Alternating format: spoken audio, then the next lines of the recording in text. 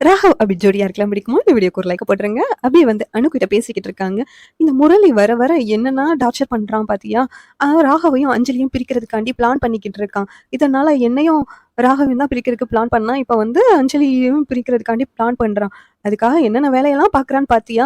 இதுக்கெல்லாம் முடிவு கட்டணும்னா அவன் வாயாலே அவனை பத்தின உண்மையெல்லாம் சொல்ல வைக்கணும். வாயாலே உண்மையெல்லாம் சொன்னாதான் அஞ்சலி அக்கா வந்து நம்புவாங்க.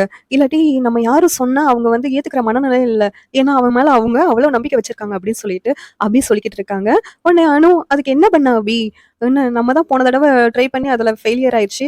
இனிமேல் என்ன பிளான் போடனே தெரியலையே அப்படின்னு சொல்லிட்டு அனு சொல்றாங்க. நீ ஒன்றும் கவலைப்படாத அனு, நான் ஒரு ஐடியா வச்சிருக்கேன் அப்படின்னு சொல்லிட்டு அனு கிட்ட சொல்றாங்க.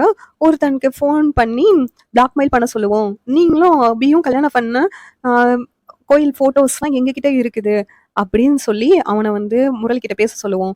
அப்படி பேசி அவனை பிளாக்மெயில் பண்ணி இங்க வர சொல்லுவோம். அவங்க 2 பேரும் பேச சொல்லி, அத நம்ம வந்து வீடியோ எடுத்து நம்ம எல்லாத்துட்டயும் போட்டு காமிக்கலாம். அப்படின்னு சொல்லிட்டு, அனு கிட்ட அபி சொல்றா. நான் ஒரு பிளான் வச்சிருக்கேன் அப்படின்னு சொல்லிட்டு அபி சொல்றாங்க. என்ன பிளான் அபி? அப்படின்னு சொல்லிட்டு அனு கேட்கும்போது, அதுக்கு ஒருத்தன வந்து நான் ரெடி பண்ணியிருக்கேன். அவன்கிட்ட சொல்லி முரளிய பிளாக்மெயில் பண்ற மாதிரி ஃபோன் பண்ண சொல்லி, அவன்கிட்ட ஆ பணம் கொண்டு வர சொல்லிட்டு, அவன் வாயாலே உண்மைய சொல்றத நம்ம வந்து வீடியோ எடுத்துறலாம் அப்படின்னு சொல்லிட்டு அபி சொல்றாங்க. அதே மாதிரி அந்த பிளாக்மெயில் பண்றவன் முரளிக்கு கால் பண்ணி, "ஏய் நீ எங்க இருக்க?